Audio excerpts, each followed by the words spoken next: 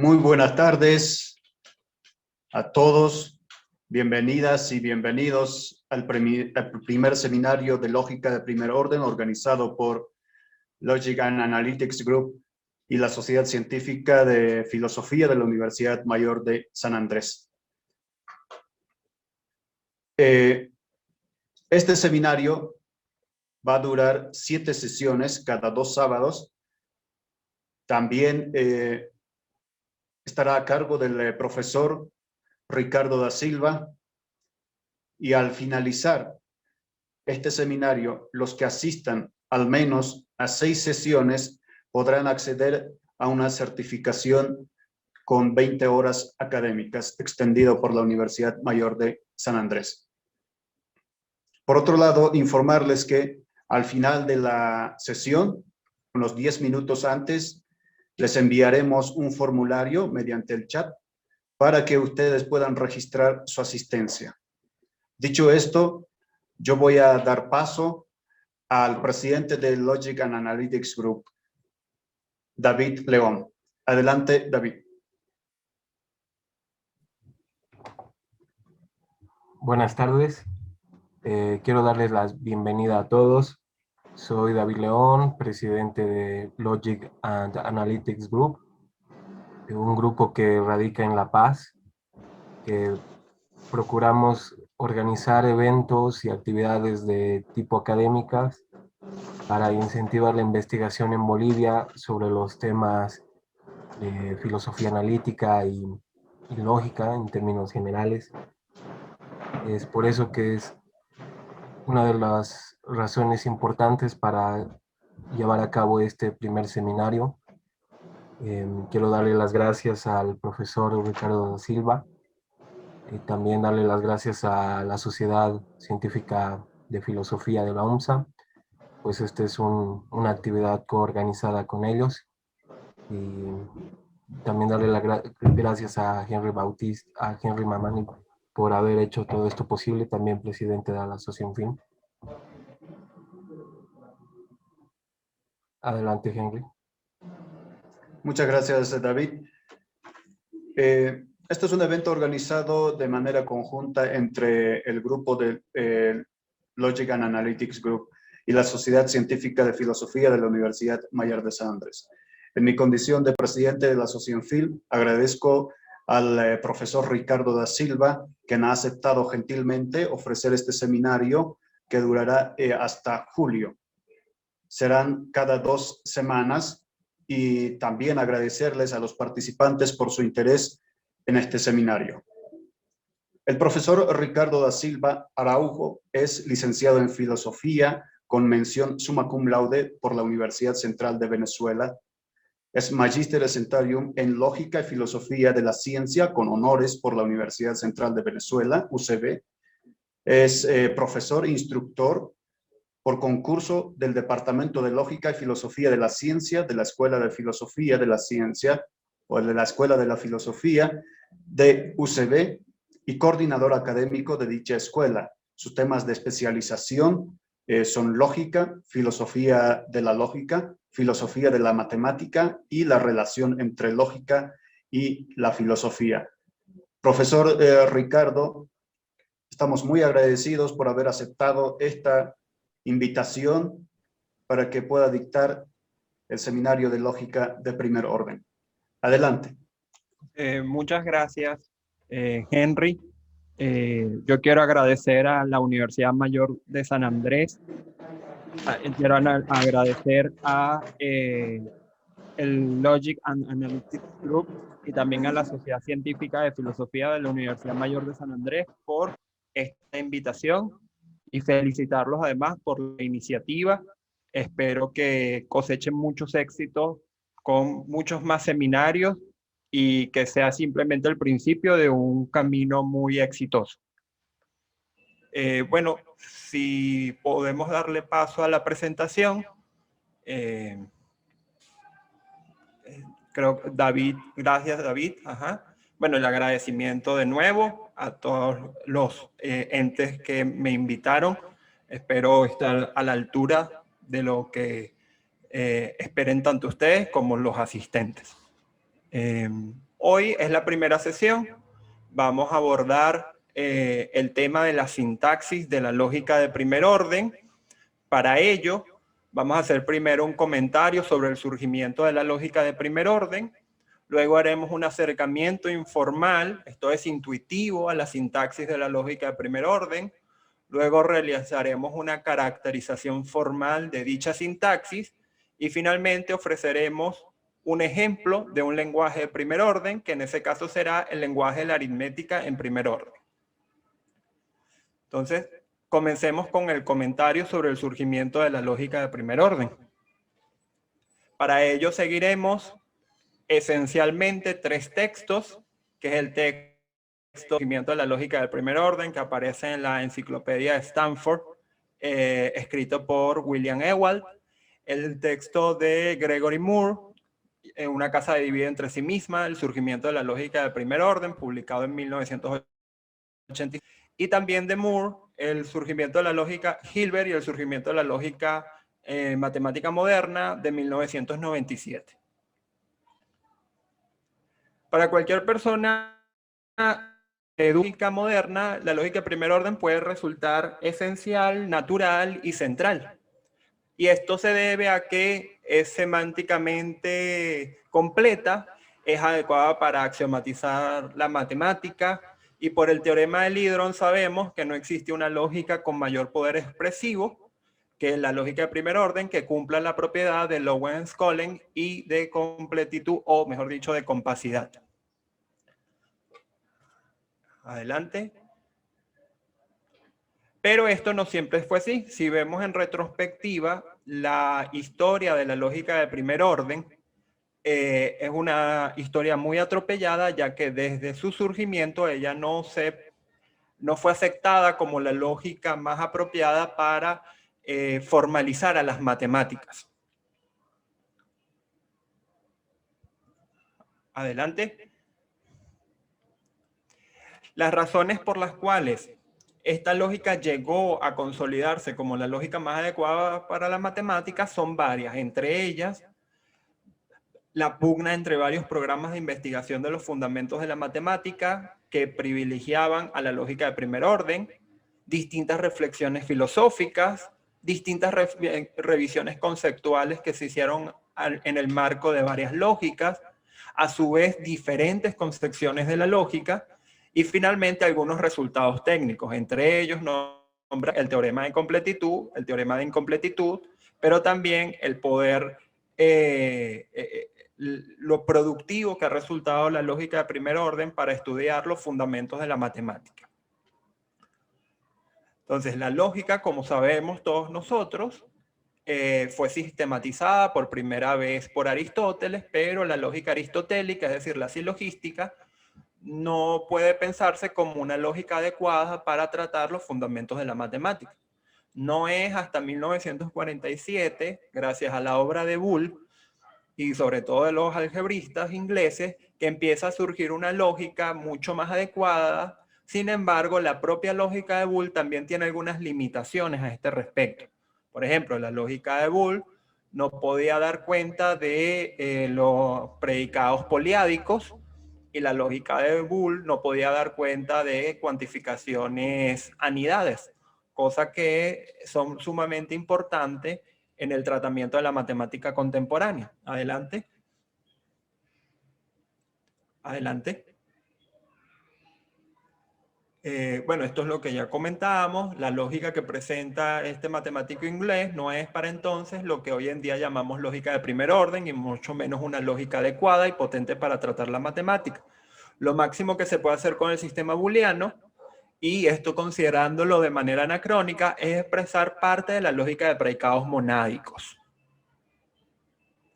No fue hasta finales del siglo XIX cuando, de la mano del lógico y matemático alemán Gottlob Frege y del lógico y filósofo norteamericano Charles Peirce, surge lo que parece una lógica más adecuada para el tratamiento de los fundamentos de la matemática. Y esto se debe principalmente a las siguientes dos razones. Uno, se ofreció en la obra de estos dos autores un tratamiento lógico pertinente para las expresiones relacionales y funcionales que no aparecía o no estaba presente ni en la obra booleana y mucho menos en la silogística aristotélica. Esto lo respalda, por ejemplo, Hilbert junto con Ackermann en los elementos teóricos de la lógica y citamos a los autores, abro comillas. Ahora bien, las relaciones desempeñan el papel más esencial de la construcción lógica de las matemáticas. Únicamente pudo subsistir el error de que la lógica tradicional bastaba para construir lógicamente las matemáticas a partir de sus fundamentos, porque antes de Frege, y nosotros añadiríamos a Peirce, y Peano, nadie habría emprendido un análisis total de los modos deductivos empleados en la matemática. Modos deductivos que obviamente tomaban en consideración las relaciones y las funciones. Y en segundo término, lo que hizo posible que la lógica de Frege y Boole la lógica de Frege y Peirce fuese una lógica más adecuada, es que en esas lógicas se ofreció una distinción y separación de la lógica proposicional del apartado de la lógica cuantificacional. Siguiendo al profesor Gregory Moore, cito, la adecuada separación de la presentación simbólica de las nociones de conectiva proposicional y del cuantificador, cosa que no estaba del todo explícita en la obra booleana. Adelante. Bueno, ahí tenemos a Charles Peirce. Peirce introdujo en sus decretos de 1883 y 1885 notaciones diferenciables con respecto a las conectivas y a los cuantificadores, pero deja claro en dichas notas que entendía a los cuantificadores como las aves de fórmulas infinitarias. De esta manera, el existencial se entendía interpretándolo como una cadena infinita de disyunciones y el cuantificador universal se entendía interpretando una cadena infinita de funciones.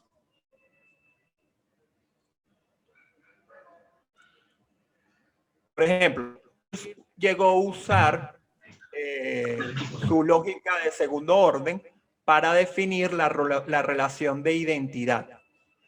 Dice Peirce, decir que dos cosas son idénticas, es decir, que todo predicado es verdadero de ambas o falsa de ambas, cosa que obviamente ya reconocería un autor tan lejano de Peirce en el tiempo como Leibniz.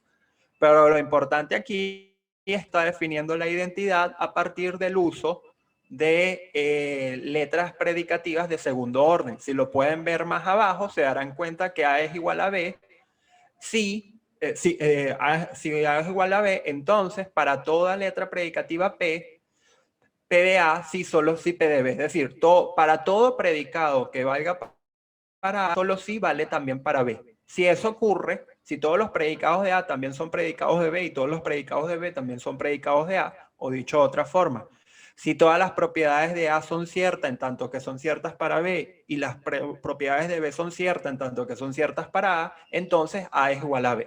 Entonces ahí vemos un uso de la lógica de segundo orden muy importante ya en la obra de Peirce en tiempos tan tempranos como finales de los 1800, principios de los 1900, que indicaban que el camino que iban a seguir muchos lógicos para fundamentar en las matemáticas era la lógica de segundo orden. Adelante.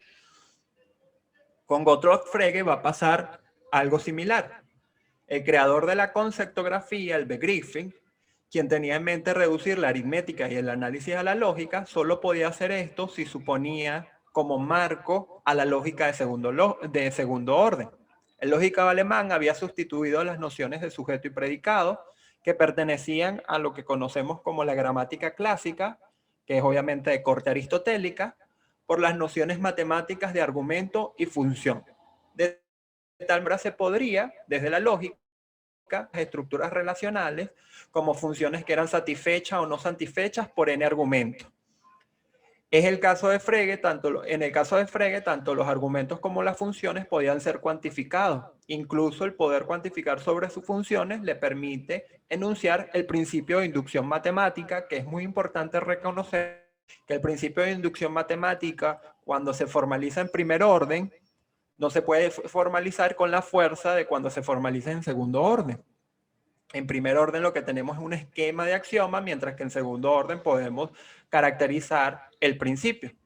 Entonces, lo que debe llamar poderosamente nuestra atención es que en un principio la lógica que parecía más adecuada, la lógica que los matemáticos usaban para formalizar la matemática, para investigar los fundamentos de la matemática, era la lógica de segundo orden.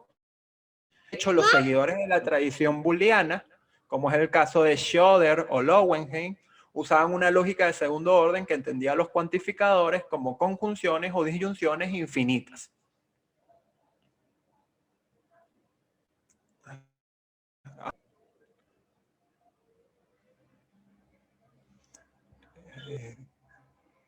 Siguiente lámina, por favor. Ok. Entonces, el sistema lógico imperante durante mucho tiempo, a pesar de entrar a Frege, no fue el de Frege, fue el de Schroeder, que fueron los 3 volúmenes de sus fundamentos de lógica algebraica o del álgebra de la lógica, siguiendo la tradición booleana, pero desarrollándola mucho más que Boole, porque se había introducido toda la teoría de las relaciones propuestas por De Morgan. Realiza un tratamiento de ampliación de los métodos y conceptos presentados por la tradición algebraica. Hay una distinción, a diferencia de Peirce, entre los cuantificadores de primer y segundo orden. Es decir, Schroeder trabaja en síntesis con una lógica de segundo orden y no tenía razón para distinguir entre primer y segundo orden. Adelante. Siguiendo los pasos lógico-filosóficos de Frege, pero mediante un simbolismo mucho más articulado, como era el de Peano, encontramos el trabajo de los logicistas británicos Bertrand Russell y Alfred Whitehead, quienes trataban de reducir ya no el análisis y la aritmética a la lógica, sino toda la matemática a la lógica. Esto se le conoce como logicismo fuerte, en distinción al fregiano, que se suele conocer como logicismo débil. En el de sismo fuerte, Russell descubrió que tanto la teoría ingenua de conjuntos de Cantor como de la obra lógica de Frege se podían derivar paradojas que conllevaban a contradicciones, como es la paradoja del conjunto de todos los conjuntos que no pertenecen a sí mismos. Adelante, por favor. Adelante. Entonces, ¿qué ocurrió?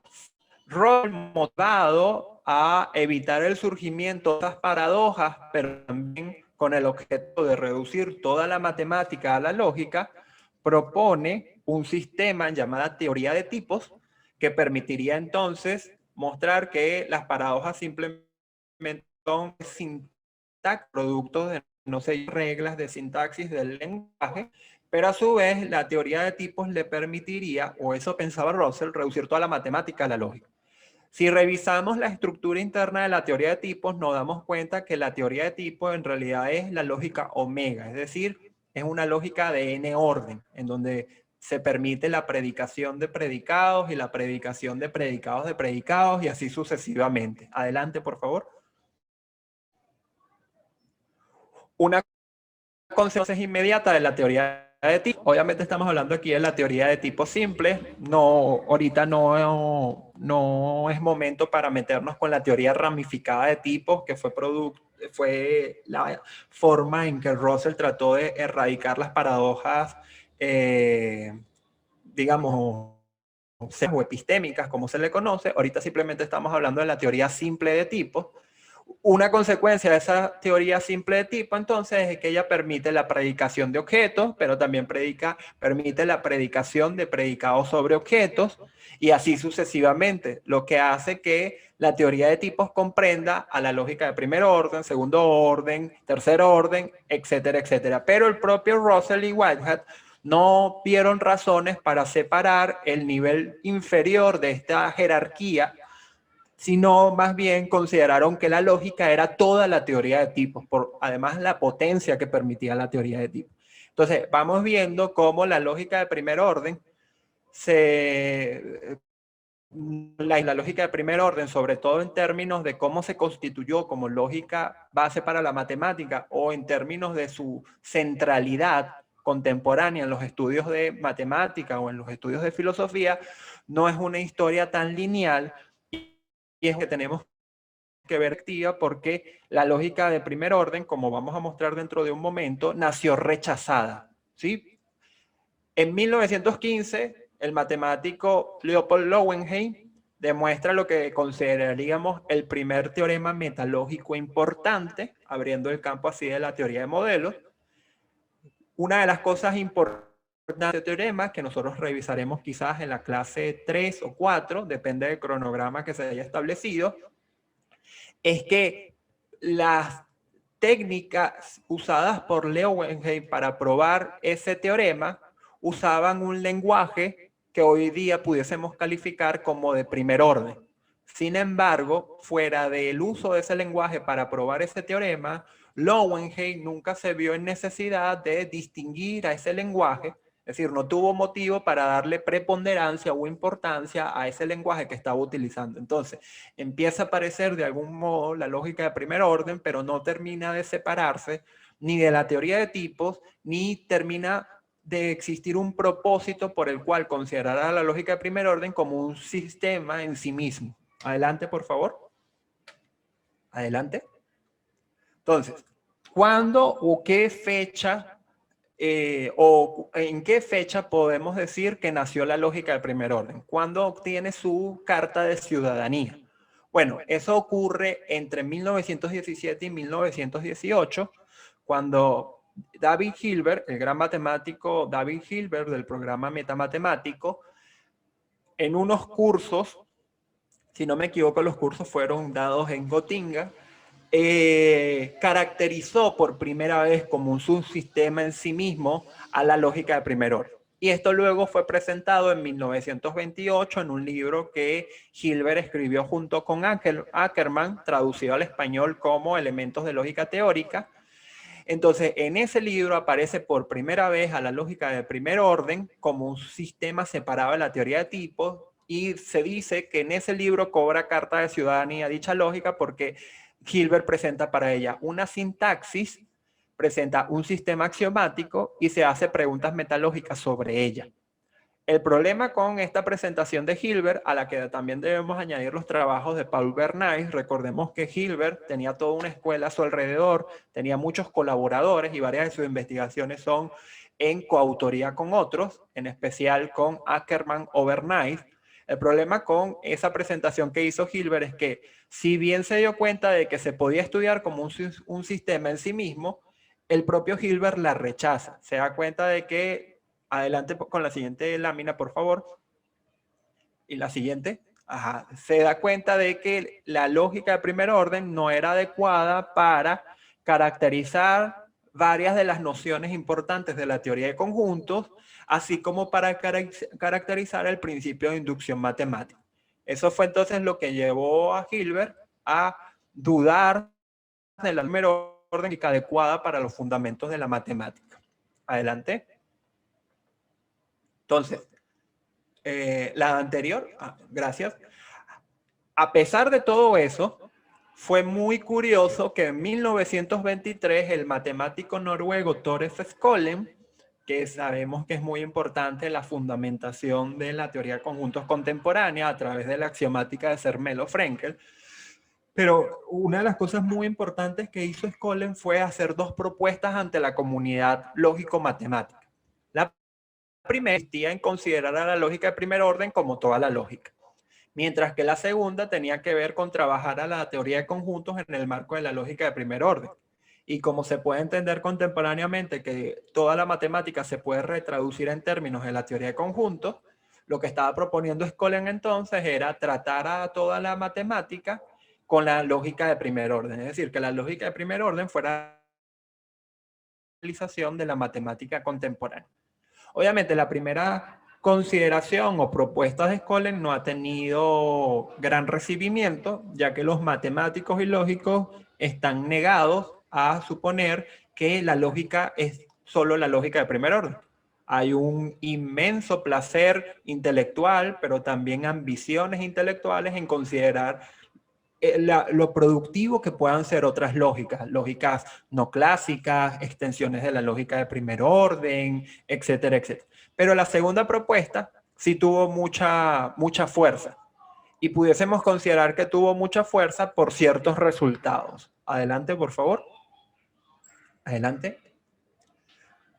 ¿Por qué entonces la lógica de primer orden la podemos ver de manera tan central hoy en día? ¿Por qué nuestros pensum de estudios en cualquier grado de filosofía o por qué la lógica que suele presentarse a los nobles en matemáticas suele ser la lógica de primer orden, a pesar de que ella tiene limitaciones expresivas señaladas por Hilbert o como las que presuponían Frege o Russell, las señaladas por Zermelo cuando se anteponía de manera muy visceral a la propuesta de Scolem? Bueno, esto se debe a dos resultados metalógicos muy importantes, seguidos, que fueron probados por Gödel en la década de 1930.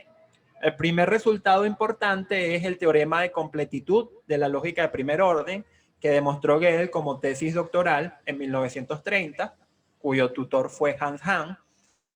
El segundo teorema de incompletitud de Gödel, probado en 1931 para conseguir su habilitación en la universidad.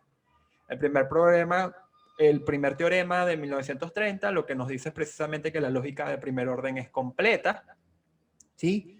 Que todas las verdades pueden ser deducibles. De hecho, el teorema es más fuerte. Todas las verdades de la lógica de primer orden coinciden con todos los teoremas de la lógica de primer orden y viceversa. Y el teorema de incompletitud de Gödel lo que nos vendría a decir, estos dos teoremas los vamos a revisar a fondo cuando toque en el cronograma. El teorema de incompletitud de Gödel nos dice que no hay ningún sistema, no hay ninguna lógica pueda modelar, axiomatizar de manera completa a la aritmética.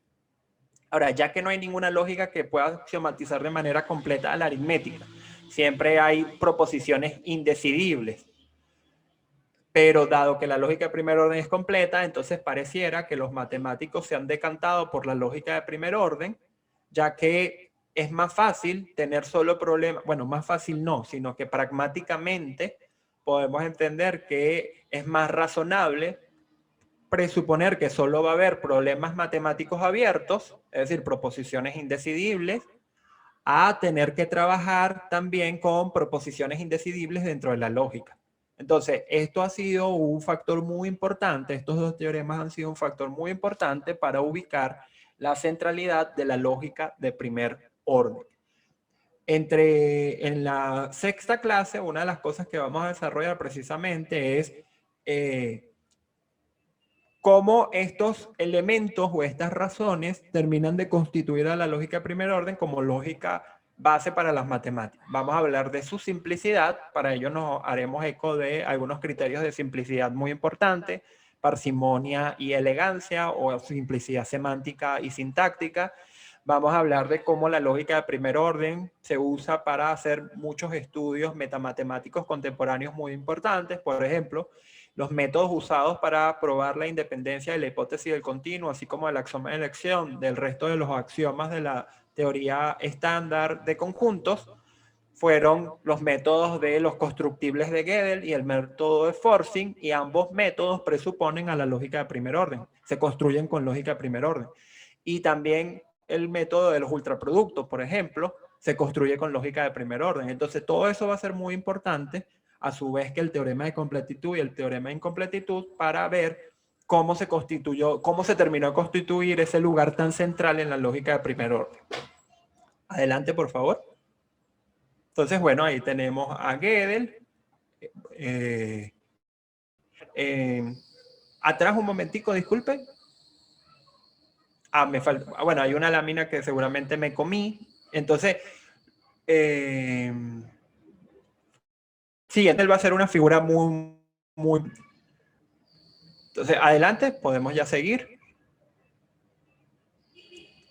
Entonces, ¿qué vamos a hacer nosotros ahora? Bueno, dado el comentario, que obviamente fue muy rápido, sin embargo, si quieren tener más profundidad sobre el tema, pueden consultar la bibliografía que yo ahí documenté al principio. Yo le dije a Henry que este material se puede compartir, y la bibliografía, si Henry me la pide, yo se la puedo hacer llegar en formato PDF para que la compartan contados. Pero este comentario fue simplemente una brecha para entender que, bueno, la lógica de primer orden ha tenido una historia atropellada y que no es una historia tan lineal como uno de llegar a pensar. Si lo vemos en retrospectiva, nos hemos dado cuenta entonces de que eran preferibles otras lógicas, lógicas infinitarias, lógicas de segundo orden, y que la lógica de primer orden nace relegada de ese proyecto de fundamental a la matemática. Entonces, ahora vamos a hacer un acercamiento, pero intuitivo, a la sintaxis de la lógica de primer orden, para luego hacer la caracterización formal y rigurosa de la lógica de primer orden. Adelante, por favor. Ok, entonces, para acercamiento intuitivo vamos a seguir los siguientes textos que se pueden encontrar fácilmente.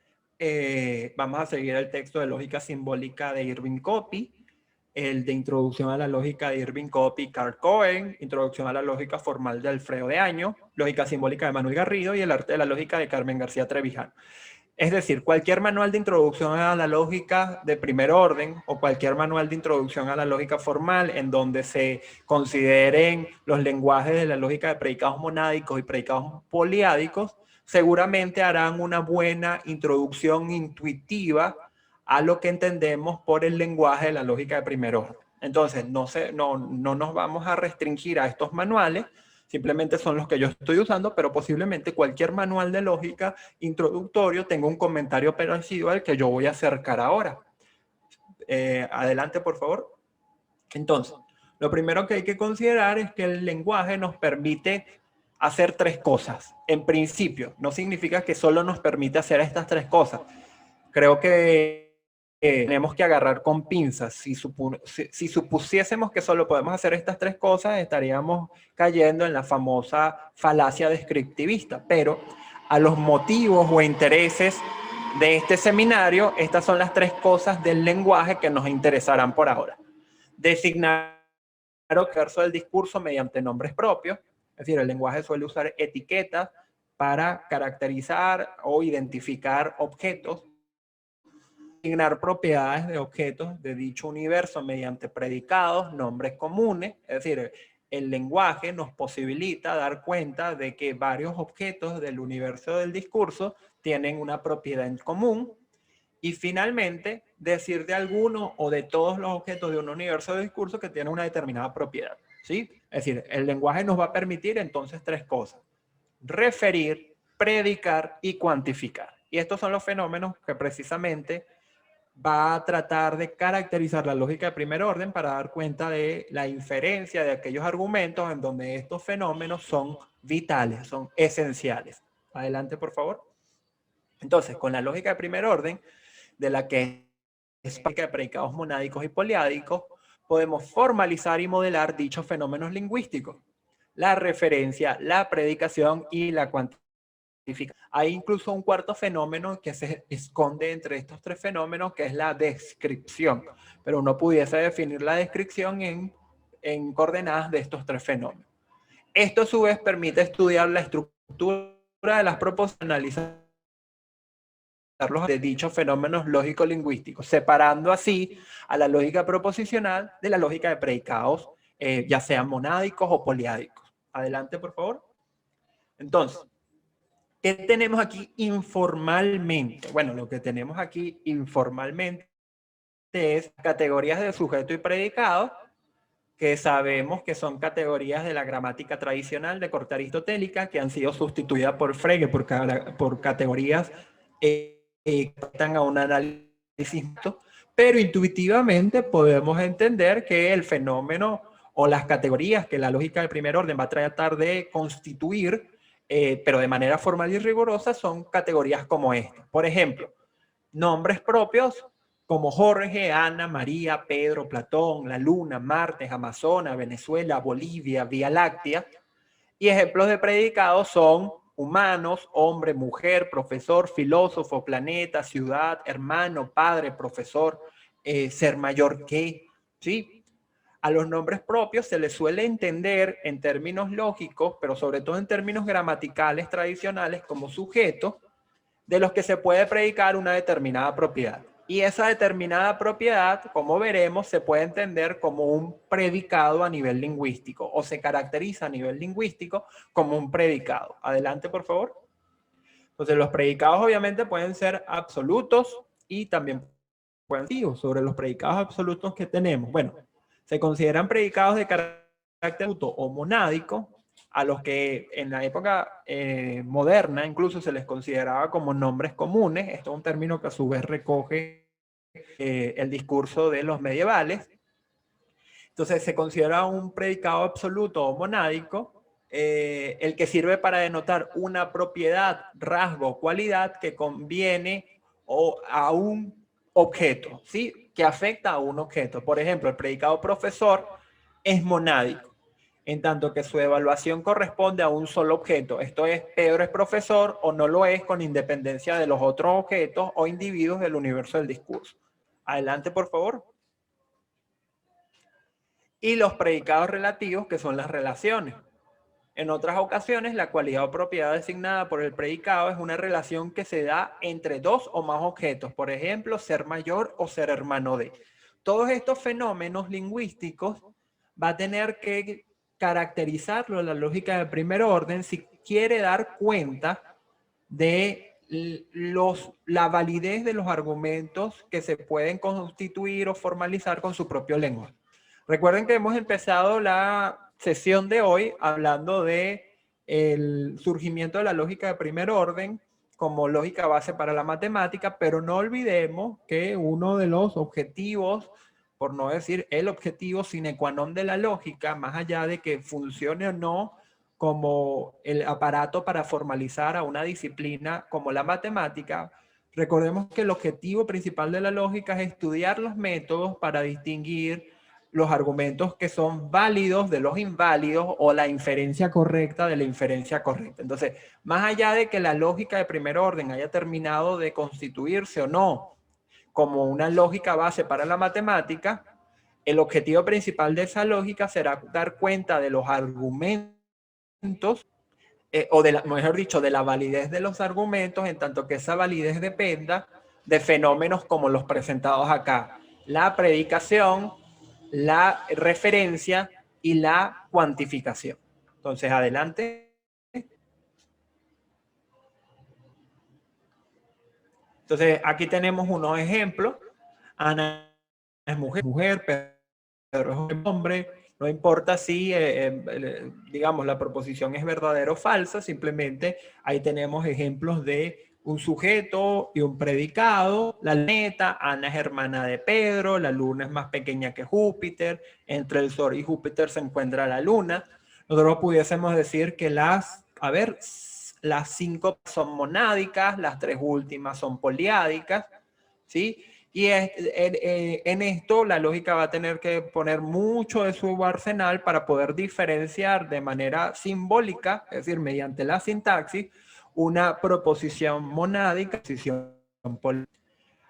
Al ser más simples de proposiciones, se les suelen calificar como proposiciones primitivas o atómicas.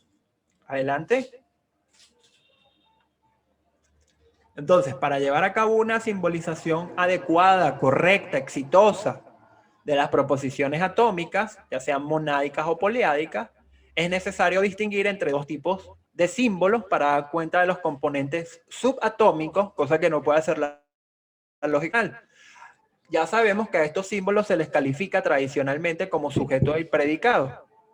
Para simbolizar a los objetos usaremos intuitivamente letras minúsculas. En especial, podemos usar por simplicidad las primeras del alfabeto y excluyendo las últimas, aunque cuando caracterizamos de manera rigurosa y formal la sintaxis de la lógica de primer orden, nos bastará con una sola letra subindizada.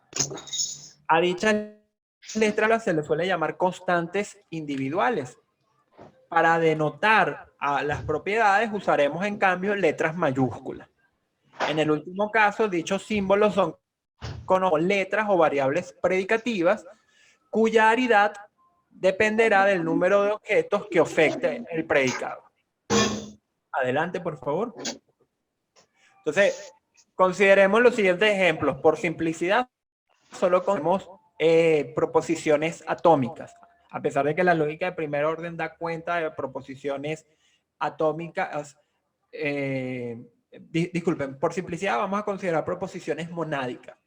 A pesar de que la lógica de primer orden da cuenta de proposiciones poliádicas y que, como ya señalamos al principio de la sesión, estas son muy importantes, ¿sí? Ya nuestras dependen de las relaciones, solo por consideración acá del ejemplo vamos a tomar proposiciones monádicas.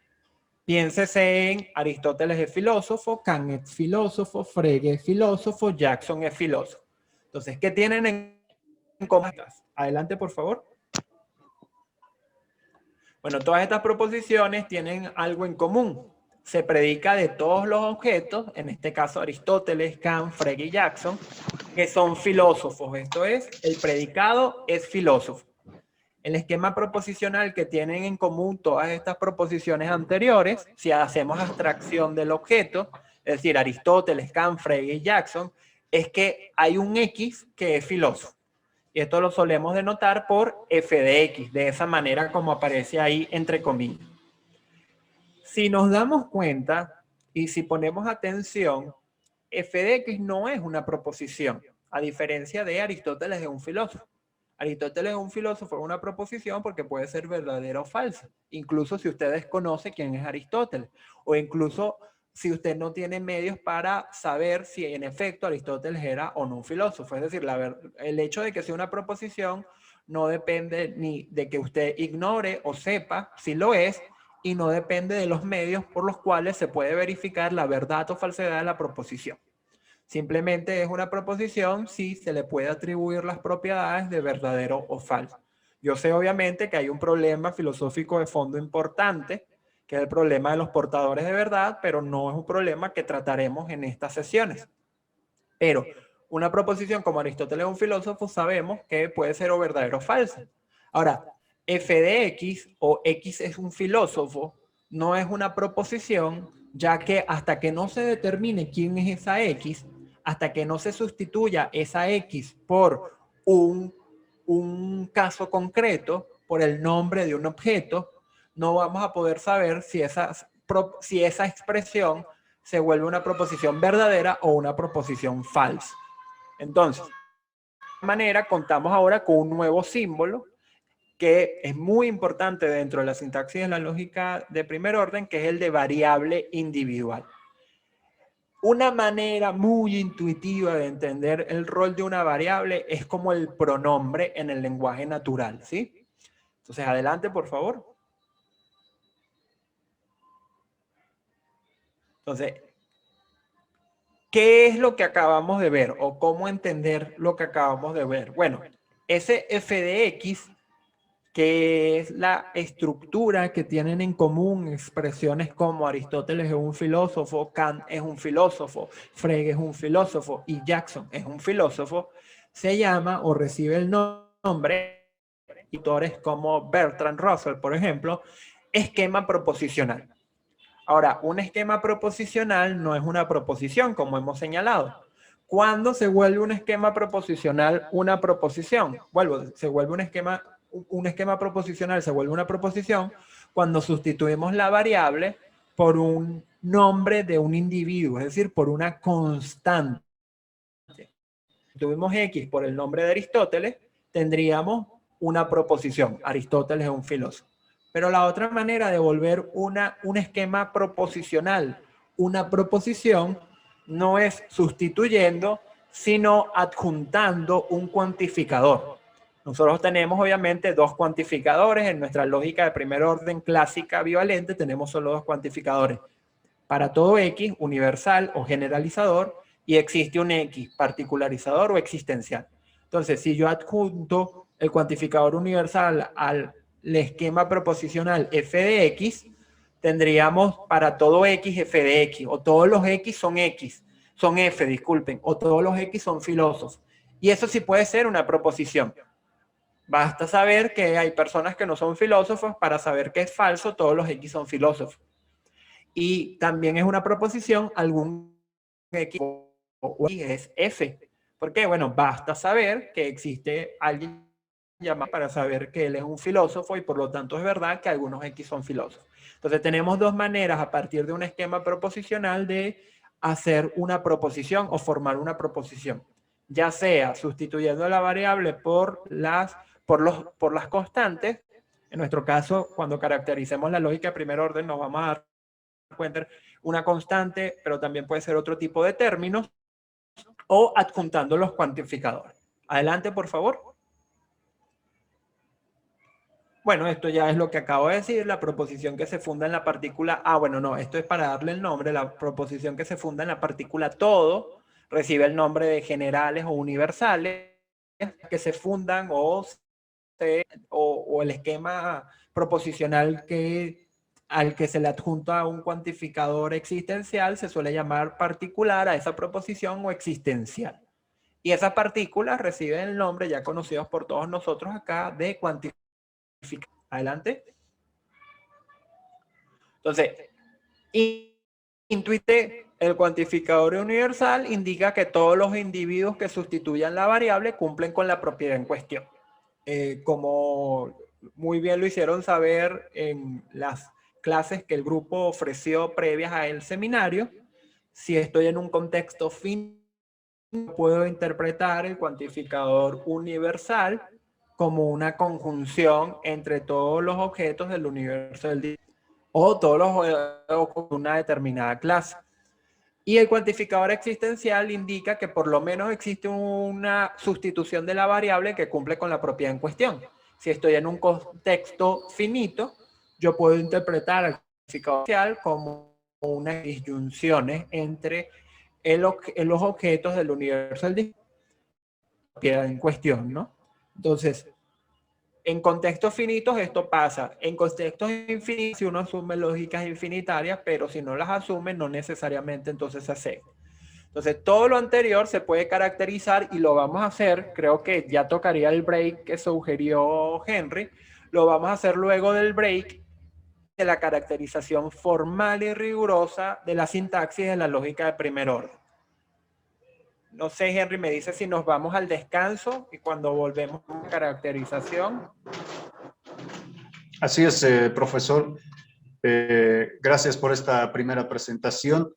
De manera intuitiva, lo que son los conceptos fundamentales de la lógica de primer orden y este comentario histórico sobre el surgimiento. Vamos a tener un break de 10 minutos y continuamos con la clase.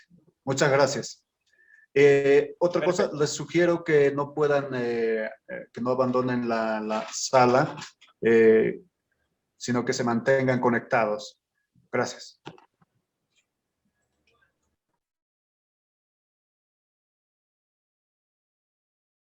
Lógica de primer orden. Invitamos al profesor Ricardo da Silva que pueda continuar. Gracias. Gracias, Henry. Bueno, entonces ahora lo que vamos a hacer es caracterizar de manera formal y rigurosa la sintaxis de la lógica de primer orden, cuyos conceptos preliminares acabamos de mostrar antes del break. Entonces, por favor, siguiente lámina. Estos son todos los conceptos que vamos a definir hoy para la sintaxis de la lógica de primer orden. Vamos a definir qué es un lenguaje de primer orden, formalización de un lenguaje, definición inductiva de término, definición de fórmula atómica, definición inductiva de fórmula. Vamos a probar el principio de inducción para fórmulas de primer orden, definición inductiva de su fórmula, definición de variable libre en una fórmula. Bueno, ahí se repitió, disculpen, definición de sentencia y finalmente definición de términos sustituibles en una fórmula. Adelante. Entonces, para esto hemos seguido los siguientes autores. Cualquier libro sobre lógica matemática que trate de la lógica de primer orden seguramente caracteriza también como estos autores a la lógica de primer orden. Si podemos volver a la lámina anterior, esta. Entonces, vamos a seguir al profesor Dr. Carlos Di Prisco, Introducción a la Lógica Matemática, Channing Keisler en Model Theory, Flum Thomas Ebbinghaus en Mathematical Logic, Enderton, este libro está en inglés, pero hay una traducción por México, una introducción matemática a la lógica. Estoy siguiendo también a mi tutor, el doctor Franklin Galindo, en su tesis de licenciatura, una demostración del teorema de Lidron. Vamos a seguir a Hamilton, Lógica para Matemáticos, es una traducción de Paraninfo de su libro en inglés. Mendelssohn, Introduction to Mathematical Logic, y finalmente Nedorodi Shor en Logic for Application. Adelante. Entonces es importante señalar que nosotros vamos a trabajar con lo que se conoce como lógica plena de primer orden. Es decir, con la que contiene símbolos para funciones y símbolos de constante. A diferencia de la lógica pura de primer orden, que no contiene ni símbolos de funciones ni símbolos para constantes. Entonces, un lenguaje L de primer orden es una colección de símbolos que puede ser de cardinalidad numerable o mayor que numerable, pero en nuestro caso nosotros vamos a trabajar con lenguajes de cardinalidad numerable, al menos cuando sea la excepción lo diremos. Entonces los símbolos de L son de tres tipos: símbolos relacionales, esas que tenemos ahí, símbolos funcionales, f sub 0, f sub 1, f sub n, y símbolos constantes. Por razones del PowerPoint, se me hizo complicado ponerles el supraíndice, pero estos símbolos deberían tener, los símbolos relacionales y funcionales deberían tener un supraíndice y un subíndice. El subíndice marcaría la posición, es decir, para poder distinguir uno de otro, y el supraíndice marcaría la aridad del símbolo funcional o relacional. Como me fue imposible en el PowerPoint hacer esto, entonces el subíndice que aparece ahí va a indicar la aridad.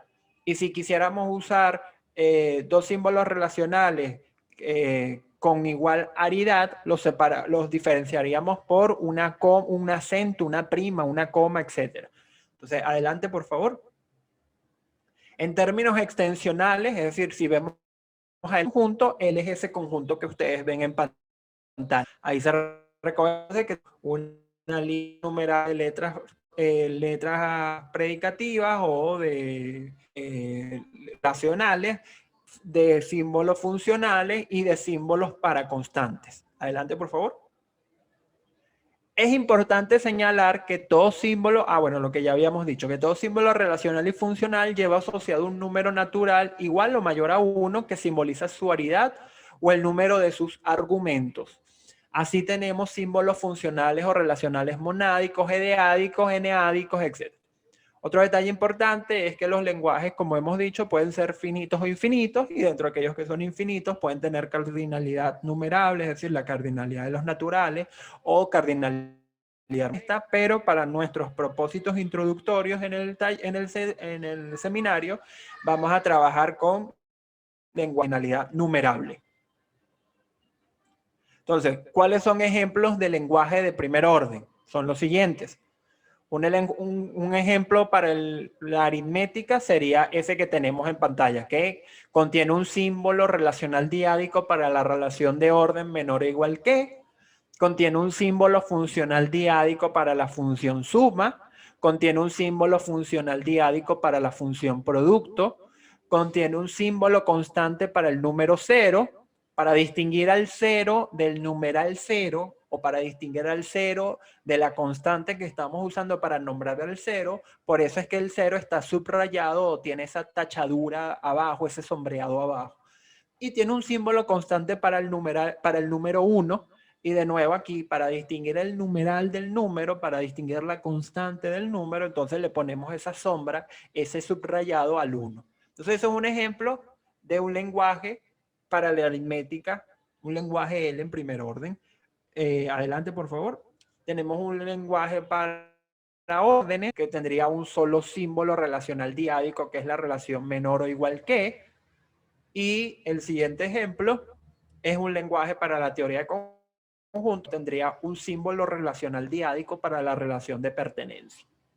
Ahora, cuando tenemos los lenguajes, necesitamos formalizarlo. La formalización de un lenguaje se lleva a cabo mediante la introducción de los siguientes símbolos. Las conectivas lógicas que todos conocen: la negación, la conjunción, la disyunción, el condicional, que lastimosamente no salió ahí, sabemos que es la flecha, cuya está de mano derecha, y el bicondicional. Algunos textos, por ejemplo, estoy aquí pensando en Shani Kehler, por ejemplo, no introducen todas las conectivas. Nosotros sabemos que las conectivas se pueden definir luego o introducir por definición o interdefinición, ya sea por conjunto adecuado de conectivas, pero nosotros vamos a trabajar con todas nuestras conectivas. Tenemos los cuantificadores existencial y el caso del universo. De nuevo aquí, algunos textos no introducen los dos cuantificadores, ya que cada de ellos, junto a la negación, se puede definir para lograr el otro. Tenemos un símbolo especial relacional binario para la identidad, que es ese que tienen en pantalla, esas tres barritas. Tenemos una cantidad numerable de variables, las vamos a subindizar. Vamos a contar con los paréntesis, el paréntesis que abre y el paréntesis que cierra, y la coma. Claro, cuando sea necesario por razones de simplicidad y siempre y cuando no se genere ambigüedad, nosotros usaremos otros tipos de paréntesis, como los corchetes y las llaves. Pero en términos formales, para hacerlo más estricto y riguroso posible, vamos a trabajar solo con los paréntesis que abre y paréntesis que cierra. Al conjunto de las variables lo denominamos por var. Adelante, por favor. Entonces, lo primero que vamos a hacer es definir inductivamente la noción de término, es decir, aquellos individuos, aquellos objetos de los cuales se pueden poner en relación o se puede predicar. A diferencia de lo que aparece en los libros o manuales de introducción a la lógica, para nosotros no hacer términos las constantes, sino también las funciones. En términos de la sintaxis, los símbolos funcionales seguidos de los términos. Entonces, ¿qué son términos para nosotros? Definición inductiva, bueno, porque va del caso base a los casos más complejos. Un término, en primera instancia, por la cláusula 1, es o toda variable o todo símbolo para constantes. Es decir, toda agarre va a ser un término y todo símbolo para constante también va a ser un término. La cláusula 2 nos dice que si f es un símbolo funcional n-ario y tengo n términos, entonces f seguido de los n términos es un término. Y la cláusula de cierre, que es la cláusula C, que solo van a ser términos las acciones símbolos que se puedan construir mediante un número finito de aplicaciones de las cláusulas 1 y 2. Al conjunto de todos los términos de un lenguaje L lo vamos a llamar sub L. Por favor. Ejemplos de términos los que tenemos en pantalla. X sub 1 es un término. C sub 500, es decir, la constante C, la 500ava constante es un término, la constante que está en la posición 500 es un término. Y si sé que la constante C sub 500 es un término y sé que la constante C sub 40 es un término, entonces el símbolo funcional diádico seguido de esas dos constantes, escrito según la cláusula 2 de esa manera, es un término. Adelante, por favor. Ahora vamos a la definición de fórmula atómica. No es inútil los casos simples a través de los cuales se puede formar a través de términos una fórmula. Si T sub 1 y T sub 2, supongamos dos términos cualesquiera, vamos a llamarlo T sub 1 y T sub 2. Si aceptamos que esos son términos, entonces la identidad entre esos dos términos es una fórmula atómica. Es decir, la identidad entre dos términos es la forma más sencilla que tenemos para dar lugar a una proposición, que puede ser o verdadera o puede ser falsa. La otra forma que tenemos sencilla de dar lugar a una proposición o una fórmula llamada fórmula atómica es a través de los símbolos relacionales. Si tengo un símbolo relacional n-ádico y tengo n términos, entonces R seguido de los n términos es una fórmula atómica. Intuitivamente véanlo así. Si tengo un predicado poliádico como ser padre de, y tengo dos términos, no sé, supongamos el nombre de José y el nombre de Pedro, entonces José es padre de Pedro, es una fórmula atómica. Es una de las maneras más sencillas que tenemos de dar a lugar a través de las estructuras de la sintaxis para dar lugar a una fórmula. Siguiente lámina, por favor. Ejemplos de fórmulas atómicas caracterizadas de manera rigurosa a través de la sintaxis son las que tenemos en pantalla. Fíjense que el caso A es una identidad. ¿Entre quién? Bueno, entre la función, el objeto que vamos a obtener aplicando la función a ese 500, entonces, a C sub 540 y por otro lado C sub 15. Es decir, en términos semánticos, aunque no deberíamos meternos en términos semánticos aún, pero pudiésemos decir que esta identidad va a ser verdadera siempre y cuando la constante de mano derecha, ¿sí?, denota el mismo objeto que la función a mano izquierda, es decir, que el objeto de llegada al cual obtenemos por la función a mano izquierda. Y en el caso B pueden ver una fórmula atómica constituida de manera correcta por un símbolo relacional triádico y 3 términos. ¿Cuáles son esos 3 términos? La constante C sub 500, la constante C sub 40 y, bueno, el término F sub 2 de C sub 14 y C sub 30. Obviamente esto puede llegar a confundir porque nosotros solemos usar las letras A, B, C como términos, es decir, como constantes. Pero simplemente aquí lo que hacemos es, o mejor dicho, esa práctica intuitiva que solemos realizar, la podemos meter luego para simplificar, disculpen, la complejidad de la lectura de la fórmula. Adelante, por favor. Ahora finalmente podemos llegar a la definición inductiva de fórmula. Fíjense, la primera cláusula de esta definición nos dice que toda fórmula atómica es una fórmula. Es considerar a todas las fórmulas atómicas como fórmula. Y luego nos dice la cláusula, si tenemos dos fórmulas, entonces la negación de una de ellas, la disyunción entre ellas, la conjunción entre ellas, el condicional entre ellas o el bicondicional entre ellas, da lugar a fórmula. Es decir, que ni la negación, ni la disyunción, ni la conjunción, ni la implicación, ni el bicondicional, colocados de manera correcta entre dos fórmulas o afectando a una sola fórmula, como el caso de la negación, perjudican la propiedad de ser una fórmula. ¿Sí? Si yo tengo una fórmula y la niego y la coloco entre paréntesis, el resultado va a ser una fórmula. Si tengo dos fórmulas y las coloco en conjunción entre paréntesis, el resultado va a ser una fórmula. En la clase pasada con Henry me parece que revisaron la noción de fórmula y de hecho construyeron los árboles de una fórmula y gracias a esa idea del árbol que está inspirada en la definición inductiva de la fórmula, uno puede revisar si una secuencia de símbolos es o no una fórmula de la lógica de primer orden.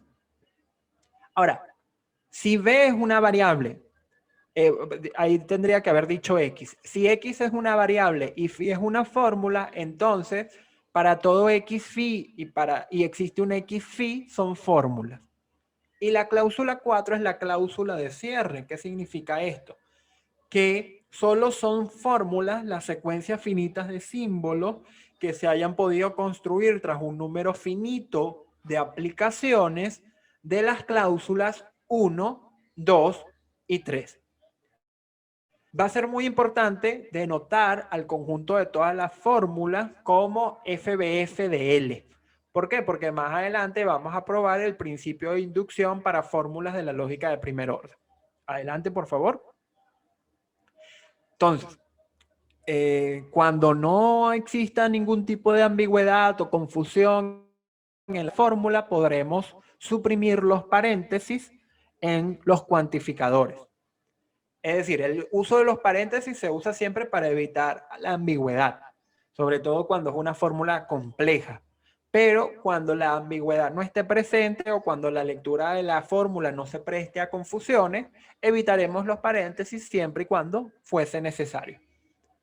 Adelante, por favor. Entonces, ejemplos de fórmulas las que ustedes tienen en pantalla. Fíjense que en la A, el caso A, estoy negando una fórmula atómica, una identidad, y como lo que está dentro de paréntesis es una fórmula, entonces la negación es una fórmula. Fíjense que en el caso B, tengo dos fórmulas atómicas, y las he puesto en condicional, y en este caso, no fórmula porque le faltarían los paréntesis, pero como no se presta ambigüedad, yo puedo suprimir los paréntesis más externos.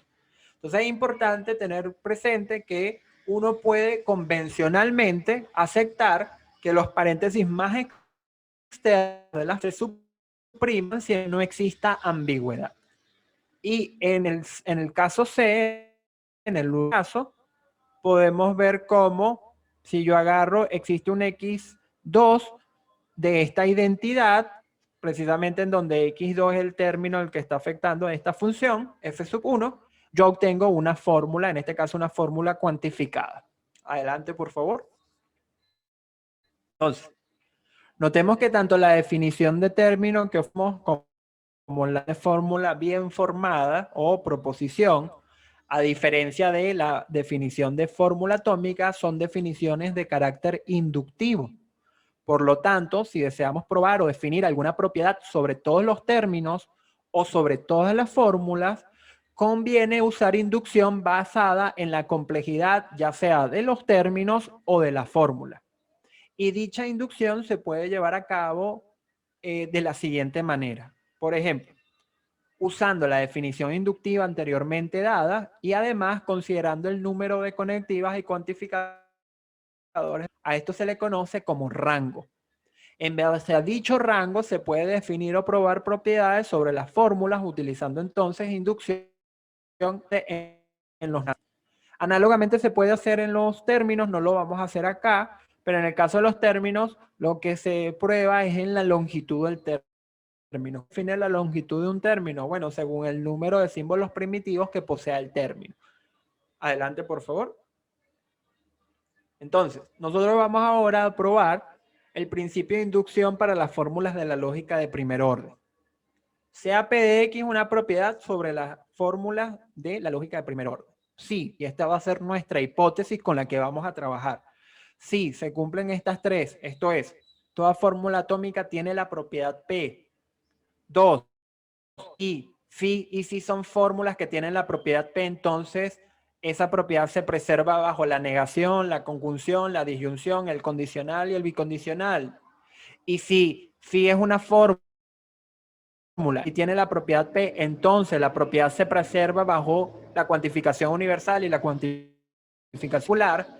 Entonces, y esto es lo que vamos a querer probar, la tesis, toda fórmula tiene la propiedad P. Esto es, repito, si se cumple 1, 2 y 3, estaríamos probando que toda fórmula de la lógica de primer orden tiene la propiedad P.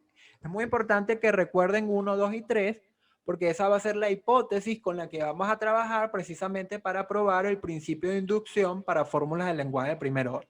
Entonces, nuestra hipótesis, con lo que contamos, nuestra tesis, lo que queremos probar. Adelante, por favor.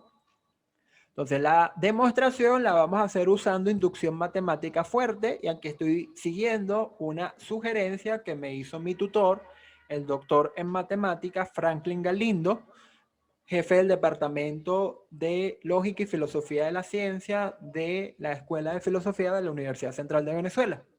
Entonces, fíjense lo que vamos a hacer. Sea alfa una fórmula del lenguaje de la lógica de primer orden, vamos a definir el rango alfa, al que denotaremos por rang de alfa, y su definición es la siguiente. El rango de una fórmula alfa es igual al número de conectivas y cuantificadores que esa fórmula posee. Entonces, por ejemplo, si la fórmula alfa es un condicional, solo un condicional entre una fórmula atómica y otra fórmula atómica, entonces alfa será 1, porque solo posee una conectiva.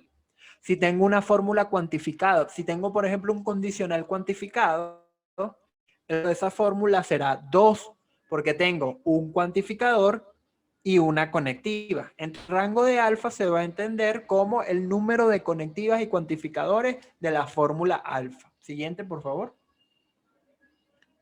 Ahora, suponiendo como hipótesis 1, 2 y 3, es decir, nuestra hipótesis que habíamos dado en la presentación de producción para fórmula, entonces probaremos por inducción fuerte, que para cualquier natural y para cualquier fórmula, vamos a llamarla gamma, si el rango de gamma es igual a n, entonces gamma tiene la propiedad.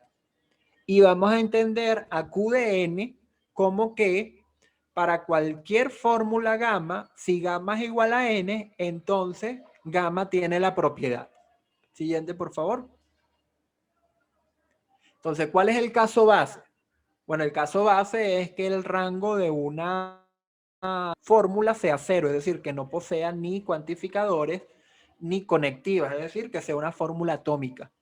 Entonces, debemos probar que para Q de 0 es cierta, esto es que para toda fórmula gamma de la lógica proposicional, si el rango de gamma es 0, es decir, si gamma es una atómica o una fórmula atómica, entonces gamma cumple con la propiedad. Supongamos lo siguiente, sea beta una fórmula de la lógica de primer orden atómica, es decir, o es una identidad o beta es una relación, donde obviamente si es una relación n área, donde t sub 1 son términos, ¿no? Entonces, en este caso, P de B se cumple por la cláusula 1 de la hipótesis, porque si revisamos la cláusula 1, no sé si podemos ir hacia atrás, por favor, más atrás.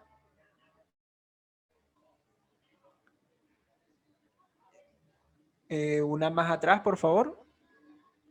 Esta, si revisamos la cláusula 1, nos dice que toda fórmula atómica, ahí es donde está en rojo, toda fórmula atómica tiene la propiedad P. Entonces, precisamente por la cláusula 1 sale que si el rango de una fórmula es 0, se cumple que esa fórmula tiene la propiedad P. Entonces, ahora vamos a hacer el caso inductivo. Adelante, por favor. Sea R un natural mayor que 0.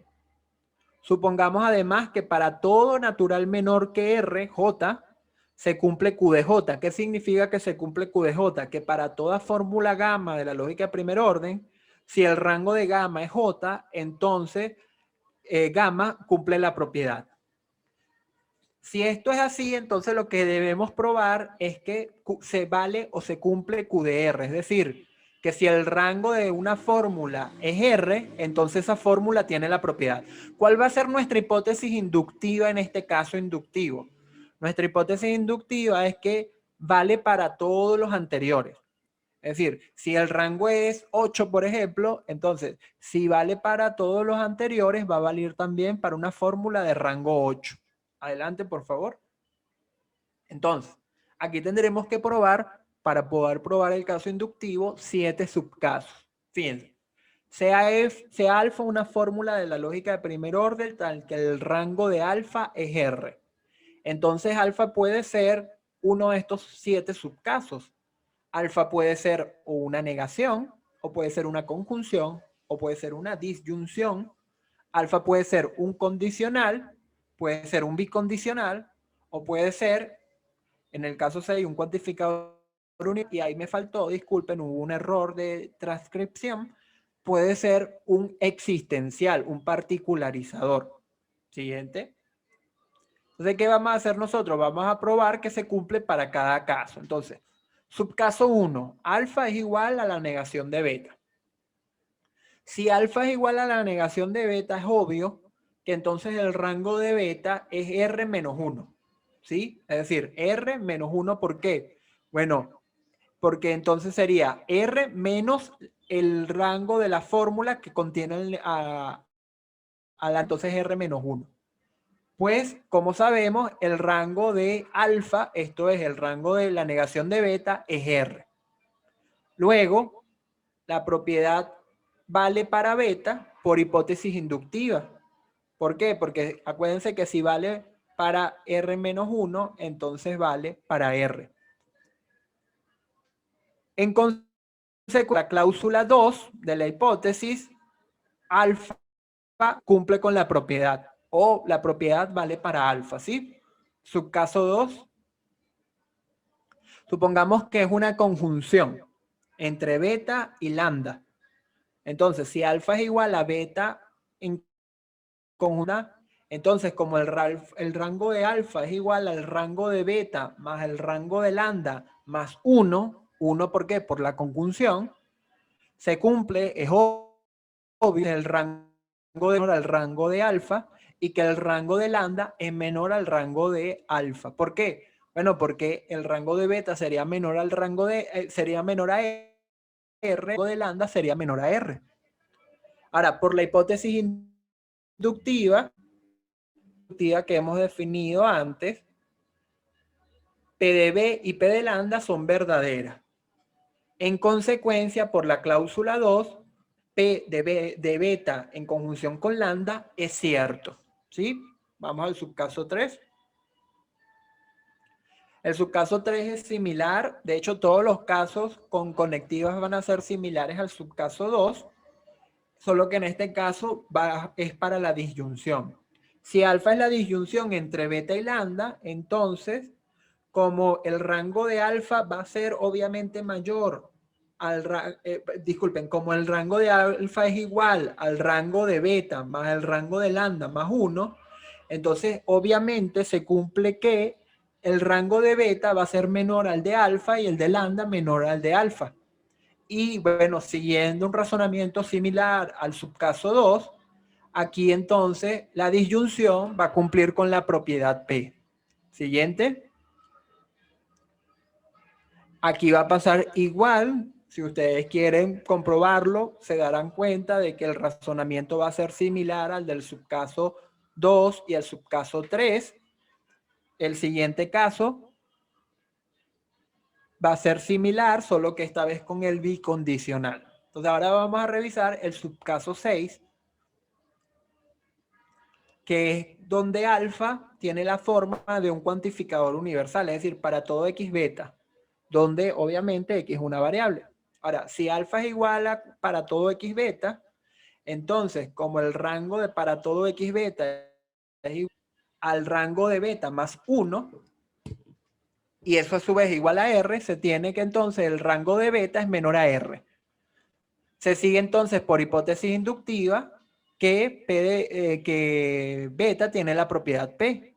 Y luego por la cláusula 3, la cuantificación va a cumplir con la propiedad P. Es decir, para todo X beta cumple la propiedad P. Y el siguiente caso es similar al anterior, solo que en este caso para el existencial. Si alfa es igual a, o alfa es un existencial, por ejemplo, existe un X beta, entonces, como el rango de, existe un X beta, se define como el rango de beta más 1, que eso es R, se tiene entonces que el rango de beta necesariamente va a ser menor que R. Se sigue entonces por inductiva que beta tiene propiedad P, que de beta es cierta. Luego, por la cláusula 3 de la hipótesis, existe un X beta, cumple con la propiedad. Siguiente, por favor. Ahora, como hemos probado que la propiedad valdría para todos los subcasos, y como hemos probado además que la propiedad vale para la fórmula, hemos probado que toda fórmula de la lógica de primer orden cumple con la propiedad P. Es decir, hemos demostrado el principio de inducción para fórmulas de la lógica de primer orden. Adelante. Entonces, ese principio de inducción nos va a permitir probar propiedades sobre la fórmula de la lógica de primer orden. Por ejemplo, una de esas propiedades interesantes puede ser probar que en una fórmula bien construida existe el mismo número de paréntesis izquierdo, paréntesis. Cualquier propiedad interesante, Nico, puede ser probada usando el principio de inducción para fórmulas de la lógica de primer orden. Vamos a definir qué es una subfórmula. Esta definición inductivamente se puede recoger haciendo el árbol de una fórmula, pero rigurosamente se definiría así. Una subfórmula de una fórmula phi es una secuencia consecutiva de símbolos de phi que por sí misma es de hecho una fórmula.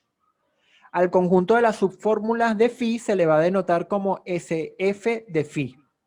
A dicho conjunto se le puede definir por inducción matemática en phi de la siguiente manera. Entonces ahí tenemos cómo se define el subconjunto de fórmulas para cada caso según sea una fórmula atómica o sea una fórmula compleja, y según sea una fórmula compleja, dependiendo del uso de las conectivas o si está cuantificada. Por ejemplo, el conjunto de todas las fórmulas atómicas de phi cuando phi es, el conjunto de todas las subfórmulas de phi cuando phi es atómica es la propia phi. El conjunto de todas las subfórmulas de phi, cuando phi es la negación de una fórmula, es la propia negación y todas las subfórmulas de la proposición que está siendo negada. En este caso, si phi es igual a no phi, el subconjunto el conjunto de subfórmulas de phi es igual a la unión entre el conjunto que contiene a no phi y el conjunto de todas las subfórmulas de phi.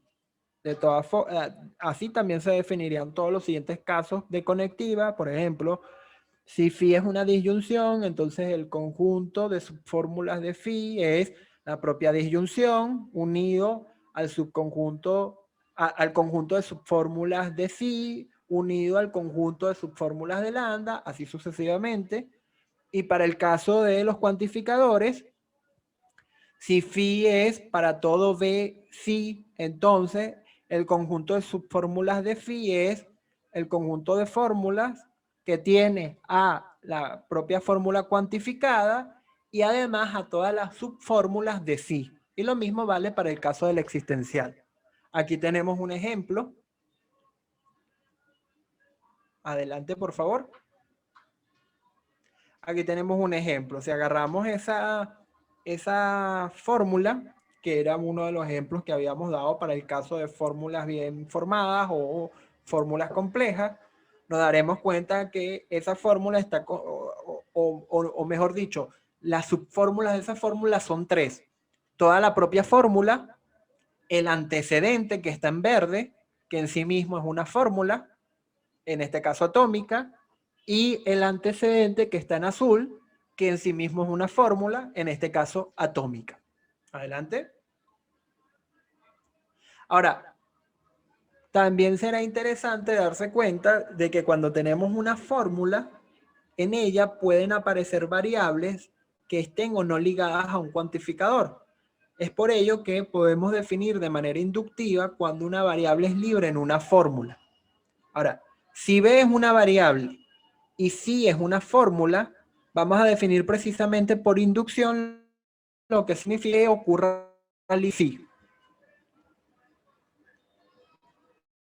Entonces, primera cláusula. Si B es una fórmula, entonces X ocurre libre en phi, disculpen.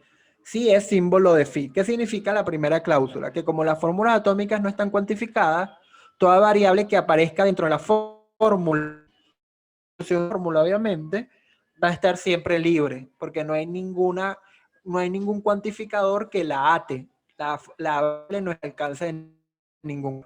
Ahora, vamos a definirlo para el caso de las conectivas. X ocurre libre en phi, si de hecho ocurre libre en phi. ¿Sí? O sea, si ya ocurre libre en phi, la negación no va a perjudicar el hecho de que X va a seguir siendo libre. Y ninguna de las conectivas va a perjudicar el hecho de que una variable sea libre si ya es libre en las constituyentes de la conectiva, es decir, en las proposiciones que constituyen la conectiva. Si, por ejemplo, X ocurre libre en phi o si, es decir, en la disyunción, si ocurre libre en alguna de las dos en la disyunción. X va a ocurrir libre en la conjunción entre sí, si de hecho ocurre libre en alguna de las dos proposiciones que forman parte de la conjunción.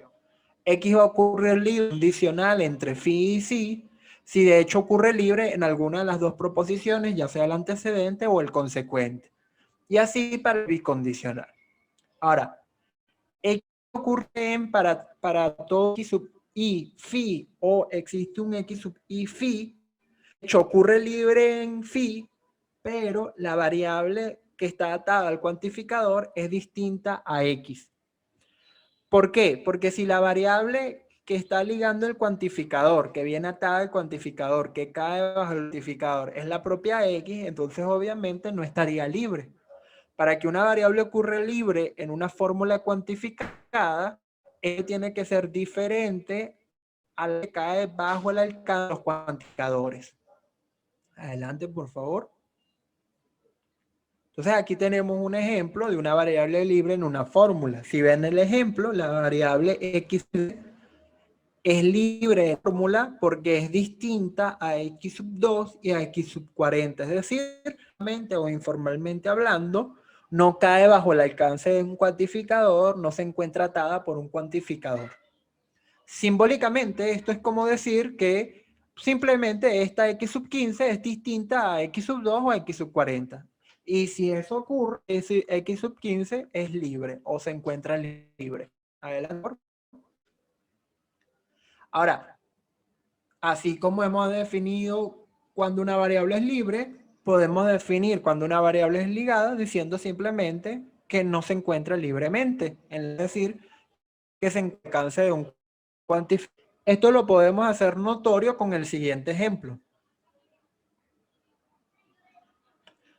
Lo importante es resaltar que las variables pueden ocurrir a veces libres y a veces ligadas en una misma fórmula. A esto se le llama ocurrencias libres y ocurrencias ligadas. Fíjense que aquí tenemos un gran condicional.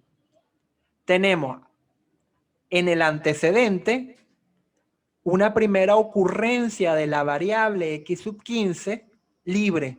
¿Por qué? Porque no cae bajo el alcance de ningún cuantificador. Es decir, las variables que están atadas a los cuantificadores son distintas a x sub 15. Pero en el consecuente, si se dan cuenta, se ha introducido un nuevo cuantificador, en este caso el existencial, que afecta a la variable. Por lo tanto, se dirá que la segunda ocurrencia de esta variable está ligada. ¿Ligada por qué? Bueno, porque cae bajo el alcance del cuantificador existencial que está aquí en el consecuente. Siguiente, por favor. Entonces, con ayuda de la definición de variable ligada, disculpen, de variable, bueno, sí, de variable ligada, variable que no está libre, podemos definir una sentencia. Una sentencia es una fórmula que no tiene variables libres, en donde no aparece ninguna variable libre. Entonces, el consecuente de nuestro ejemplo anterior da lugar precisamente a una fórmula que es una sentencia. ¿Por qué? Porque todas las variables que aparecen en esa fórmula están ligadas.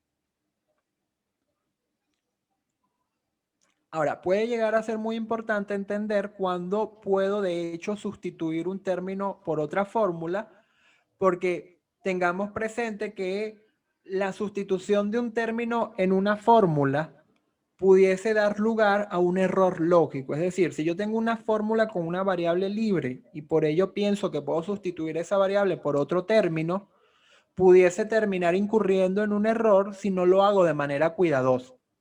Si tengo un término si tengo una variable libre dentro de una fórmula, sustituyo por un término en dos variables, quedaría ligada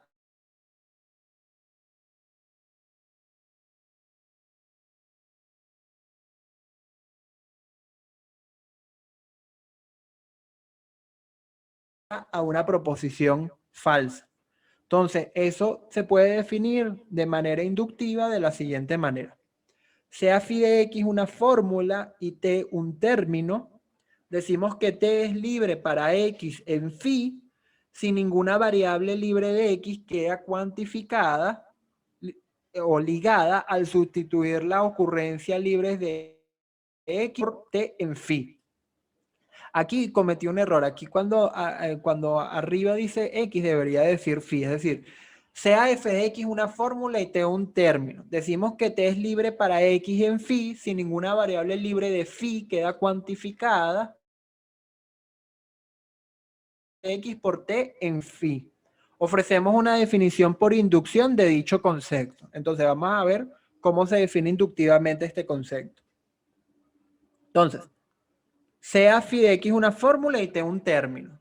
Si phi es atómica, entonces t es libre para x en phi. ¿Por qué? Porque en las fórmulas atómicas, como no están bajo el alcance de ningún cuantificador, como las fórmulas atómicas no son cuantificadas, ¿por qué? Porque son simplemente o identidades o relaciones. Entonces, cualquier sustitución de una variable que pueda aparecer en una fórmula atómica se puede hacer y va a ser una sustitución libre que no va a afectar en nada porque las variables que puedan aparecer en T no van a quedar ligadas tras la sustitución. Ahora, consideremos los siguientes casos.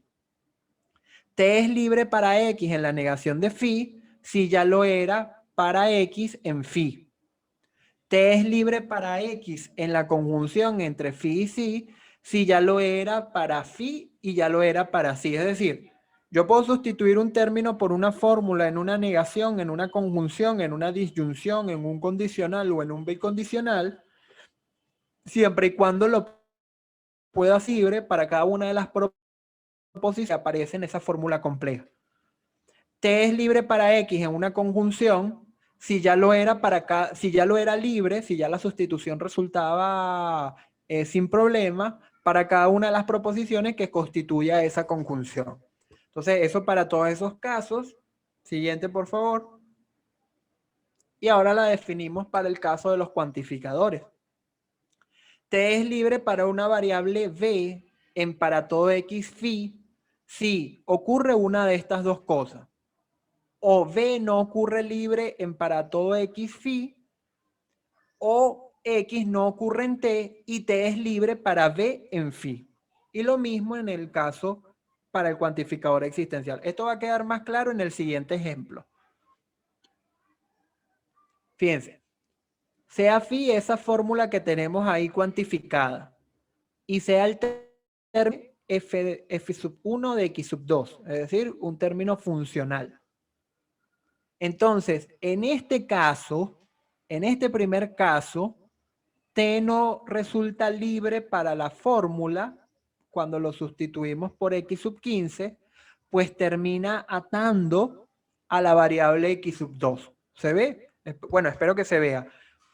Fíjense, la variable x sub 2 está ligada, está cuantificada, está bajo el alcance del primer cuantificador universal que aparece en la fórmula phi. La variable x sub 15 obviamente no está ligada y yo me pregunto, ¿puede ese término t, f sub 1 de x sub 2 ser sustituido en esa fórmula phi de manera libre, sin que quede ligada? Bueno, no se puede. ¿Por qué no se puede? Porque cuando yo hago la sustitución, la variable x sub 2 del término t termina bajo el alcance del primer cuantificador. Ahora, si el término t no fuese f sub 1 de x sub 2, sino f sub 1 de x 800, entonces la sustitución se pudiese hacer libre. Yo pudiese sustituir t por x sub 15 porque cuando yo sustituya t por f sub 1 de x sub 800, esa variable no va a quedar bajo el alcance de ningún cuantificador. ¿Sí? Adelante, por favor. Entonces, ¿un término es siempre sustituible en una fórmula? No, solo lo va a ser de hecho, o sea, solo vamos a poder sustituirlo cuando las variables libres del término no queden.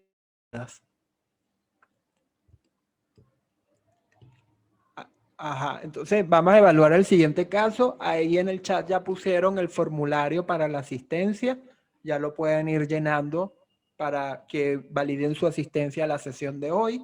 Entonces vamos a evaluar el siguiente caso. Un caso bastante intuitivo para que veamos qué es lo que ocurre y relacionándolo así con la semántica, ¿no? Consideremos la siguiente fórmula. Existe un X tal que es falso que X sea idéntico a Y.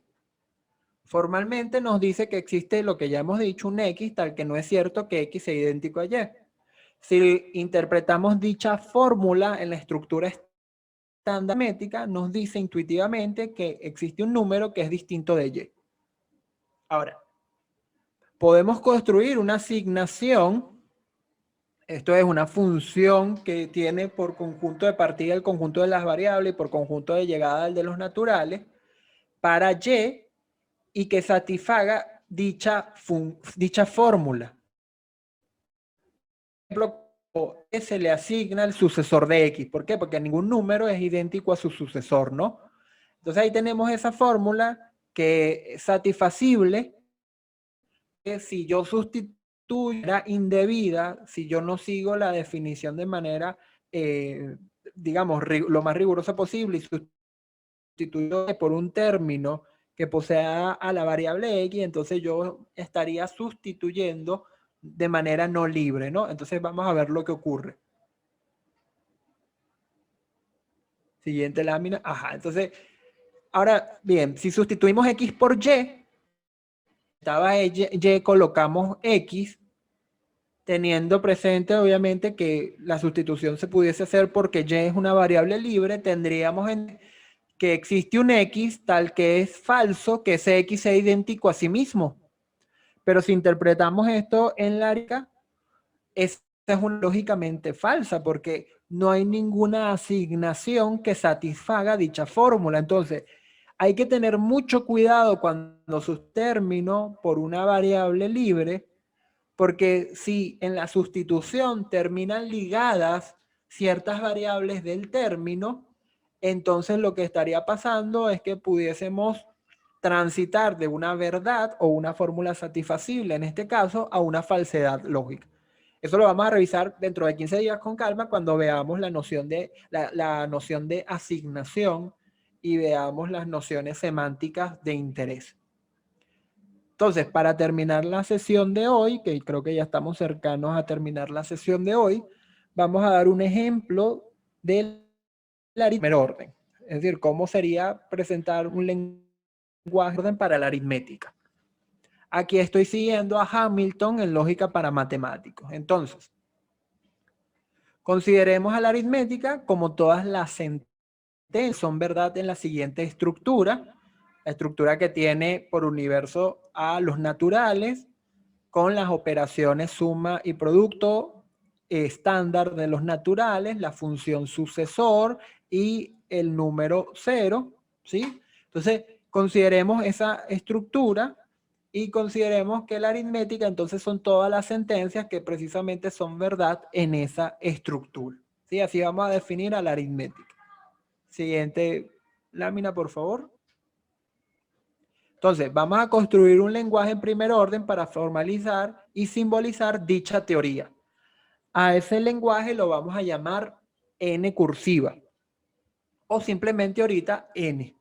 Entonces, el lenguaje N, ¿qué tiene? Bueno, los símbolos de N lógicos son las conectivas, en este caso negación y condicional, símbolos auxiliares, vamos a contar con el paréntesis que abre, el paréntesis que cierra y la coma, el cuantificador universal, una cantidad numerable de variables y un relacionario para la identidad que van a ser esas tres barras que aparecen ahí. ¿Cuáles son los símbolos no lógicos de nuestro lenguaje? Bueno, vamos a usar un símbolo con 0, que en nuestro caso va a ser el símbolo 0, pero subrayado para distinguir el símbolo de su referente. Vamos a usar dos símbolos funcionales diádicos, uno para la suma, va a estar subrayada, y uno para el producto, va a estar subrayado. Y vamos a usar un símbolo funcional monádico para la función sucesor, que en nuestro caso va a ser la S mayúscula subrayada.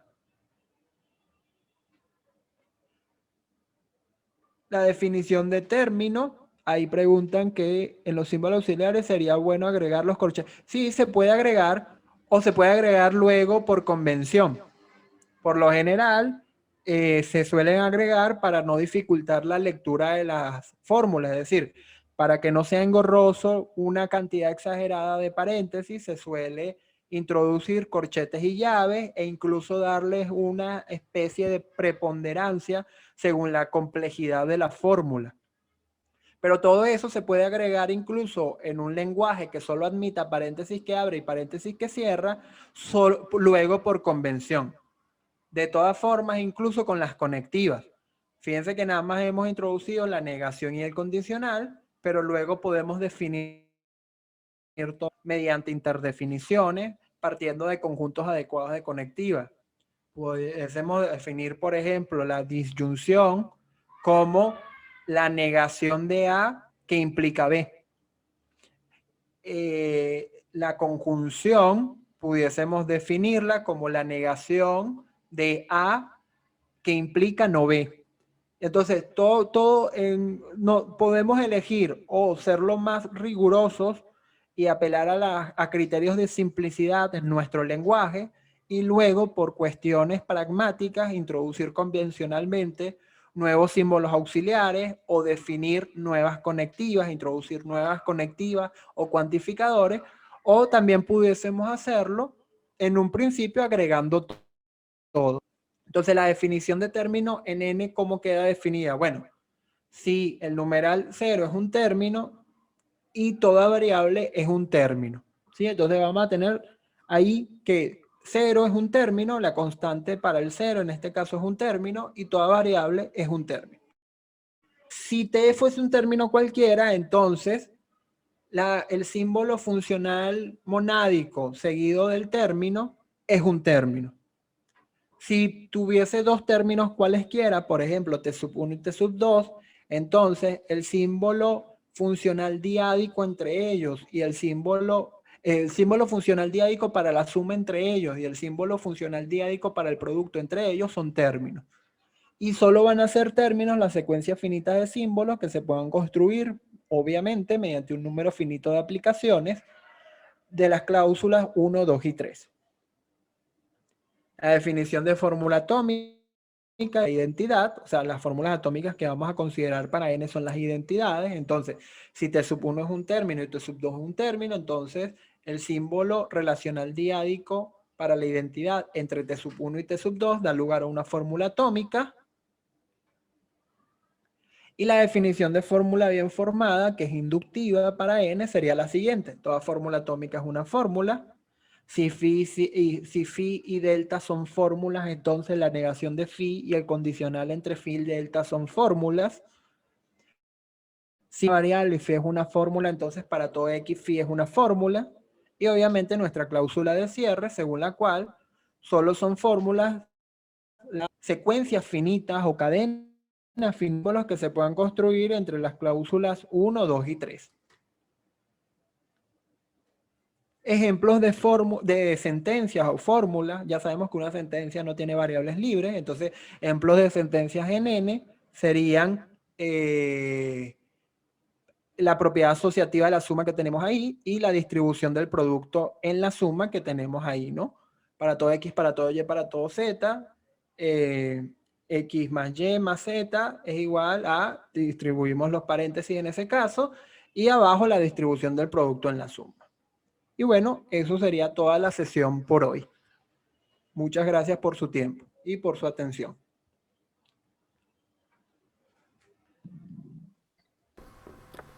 Muchas gracias, profesor Ricardo da Silva, y muchas gracias a los participantes.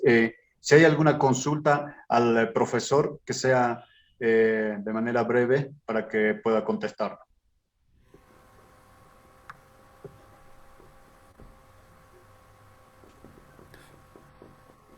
¿Puedo hablar?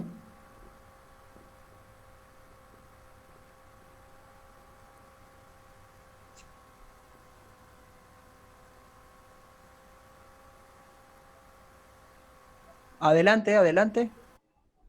Sí, muchas gracias. Muy interesante esto que nos acaba de enunciar. De hecho, es muy importante. Me hizo recordar el asunto de las fórmulas bien formadas. Yo lo vi esto en Filosofía de la Ciencia con el doctor Javier Sánchez Pozos en la UAM Iztapalapa, en México. Y recuerdo bien que nos decía, eh, toda letra enunciativa P por sí sola es una fórmula bien formada. Paso número 1. Paso número 2. Si P es una metavariable, entonces A y B es una metavariable. Si A y B es una metavariable, entonces aplicando los signos lógicos y símbolos, por sí solas son fórmulas bien formadas. Y solo aquello que es consecuencia de lo otro es una fórmula bien formada, que es exactamente lo que usted nos acaba de comentar. Claro, con una perspectiva muy poco diferente. Pero efectivamente, el resultado de la fórmula bien formada me quedó bastante claro y más amplio, por supuesto. Gracias. Gracias a usted. De hecho, acaba de decir algo muy interesante. La definición de fórmula bien formada se puede presentar incluso de manera más extensa.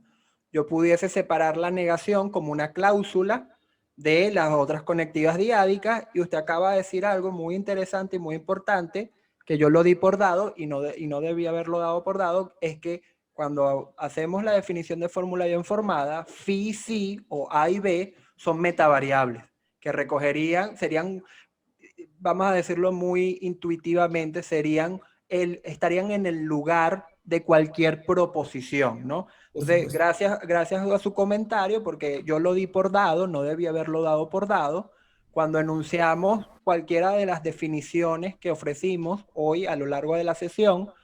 La phi y la psi que estábamos considerando deben considerarlas ustedes como metavariables. Muchas gracias. Gracias. Christopher Salas levantó la mano. Adelante, Christopher. Gracias. Buenas tardes. Tenía una consultita. Ciertamente hablamos todo esto de lógica de primer orden, ¿no? Y que esta se diferencia de la lógica aristotélica. Pero, o sea, realmente el uso de la lógica de primer orden daría un cambio a la forma de pensar, digamos, matemáticamente y filosóficamente, un cambio profundo, o es simplemente otro método más. Muy buena pregunta. Bueno, el uso o el cambio de una lógica a otra, por lo menos en términos formales, se da lugar por lo que queremos precisamente formalizar y simbolizar. ¿Qué ocurre? La lógica aristotélica, que dominó gran parte de nuestra tradición filosófica hasta finales de la modernidad, es una lógica de sustancia segunda, es decir, es una lógica de clases que pudiésemos asumir como un pedacito de la lógica de predicados monádicos, pero en la cual no se pueden formalizar relaciones. Si yo lo que quiero es formalizar la matemática, por lo menos la aritmética, no pudiese dar cuenta a través de la lógica aristotélica de enunciados como X es mayor que C, o 2 es mayor que 1. O no pudiese dar cuenta en geometría, por ejemplo, de enunciados como el punto A se encuentra entre el punto B y el punto C. ¿Por qué? Porque esas son relaciones, en el primer caso diádica y en el segundo caso triádica, de las cuales no puede dar cuenta la lógica aristotélica. Entonces, en principio, hay un cambio, es formal. Es decir, estas lógicas nos permitirían formalizar muchos de los métodos y de los razonamientos en matemática, además incluso de formalizar los enunciados que no pudiesen llegar a formalizarse con lógicas como la lógica silogística o la lógica de Boole, que, ojo, son muy importantes, son objetos incluso matemáticos y filosóficos de mucho interés, pero se quedan cortos expresivamente. Ahora, si esto implica un cambio o no, respecto a cómo pensamos, creo que eso es un tema que trasciende mucho la frontera del seminario e involucra muchos referentes en filosofía de la lógica. Un autor que piensa que nuestra manera de ver al mundo cumple con el lenguaje de la lógica de primer orden es William von Orman Quine. Quine cree precisamente que nosotros pensamos al mundo con la lógica de primer orden. Pero cuando los matemáticos o lógicos preocupados por los fundamentos de la matemática usan a una lógica, no necesariamente se están comprometiendo con que nosotros pensamos al mundo con esa lógica. Y no necesariamente se están comprometiendo con que nosotros pensamos a la matemática con esa lógica. También hay muchas coordenadas pragmáticas, muchas coordenadas metodológicas de fondo. Esa primera propuesta que hizo Skolem en 1923 de decirle a la comunidad matemática que consideraran que solo la lógica de primer orden es la lógica, resultó una propuesta que nadie aceptó, porque precisamente nadie va a aceptar que le limiten las formas en que tiene de estudiar, bueno, los objetos matemáticos, las teorías matemáticas, etc. Si bien la lógica de primer orden se consolidó, eso no significa que otras lógicas sean usadas para estudiar ciertos problemas matemáticos. Entonces, hay dos cosas aquí interesantes. No sé si fue Christopher el que preguntó, me parece que sí. Hay dos cosas aquí interesantes. Una es que en términos de formalidad, bueno, la lógica de primer orden da cuenta de relaciones y de formas y estructuras matemáticas que la lógica de Aristóteles y la lógica de Boole no dieron cuenta. y la otra es el problema que implica pensar que la realidad se acomoda según una cierta lógica. Entonces habría que separar esos dos problemas. Ahorita nosotros nos quedaremos con el primer problema, porque el otro problema es incluso hasta ontológico. Exacto, Carnap, la reconstrucción lógica del mundo, exacto. Es un problema incluso metafísico que trasciende las fronteras de este seminario. Muchas gracias, profesor Ricardo, por esta sesión y gracias a todos los participantes. Estaremos conectándonos nuevamente a través de este canal el 15 de mayo. Las sesiones serán cada 2 sábados, en total 7 sesiones, para que puedan recibir su certificado de este seminario. Deben asistir al menos a 6 sesiones. Una vez más, gracias, profesor Ricardo, por esta sesión. Nos reencontraremos el 15 de mayo. Muchas gracias y que tengan un buen fin de semana y buenas noches. Gracias a todos ustedes. Feliz fin de semana. Hasta Muchas gracias, pronto. feliz fin de Saludos semana. desde México. Luego. Gracias. Hasta luego. Saludos, feliz tarde, feliz fin de semana.